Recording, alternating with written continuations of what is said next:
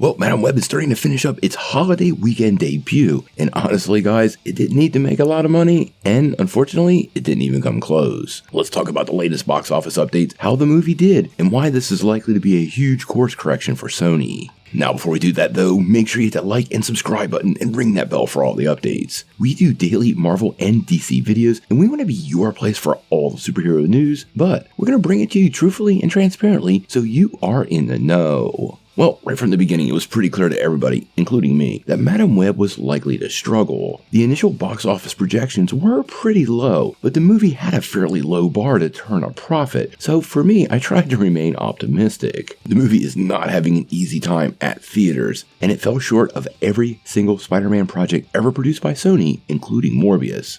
Now, Madam Web had an extended weekend, actually had a 6-day period, but to give it proper perspective and show how poorly the movie did, it did $17.6 million over the traditional weekend and only managed to pull in $25.8, these are still estimates, over the full 6-day run. Now, the overseas numbers still are not very good, but according to multiple reports, they are also really low, and the film is expected not to break $50 million worldwide. Now, remember when we talked about this a couple of weeks ago, we talked about how good word of mouth could potentially drive it to $50 million domestic, and it's absolutely falling way short of that. To give this some perspective, Morbius did $39.1 million over a 3-day weekend, not a 6-day weekend. So Morbius almost made twice as much money in the same amount of time. This marks the second film in a row that has seen a drastic fall off for Sony. Many people don't realize this, but the first Venom movie actually opened at about $80 million, with the second one opening at $90, but then when we got to Morbius, we did the aforementioned $39.1, and now we're seeing basically $17.6 for Madam Web, which is a downward trajectory that just cannot be sustained by Sony. Now, for the remaining part of the year, we have Kraven the Hunter, which I honestly fear is going to suffer some very similar results, and in November, we have the third Venom movie coming our way,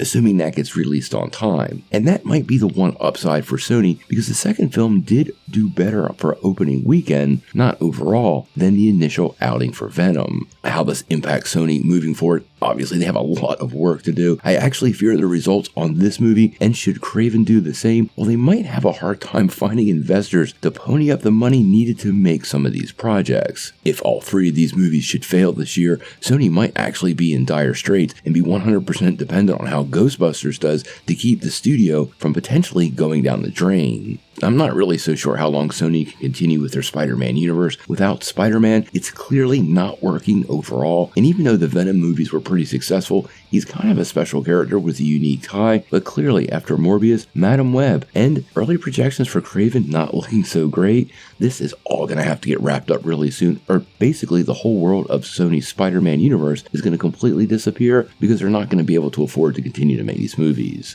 If Madam Web should make a big turnaround, we'll do a follow-up report, but I think we can pretty much consider this a one weekend and done film. Obviously, everybody's disappointed across the board, and hopefully Sony gets their act together moving forward, but we'll have to wait and see.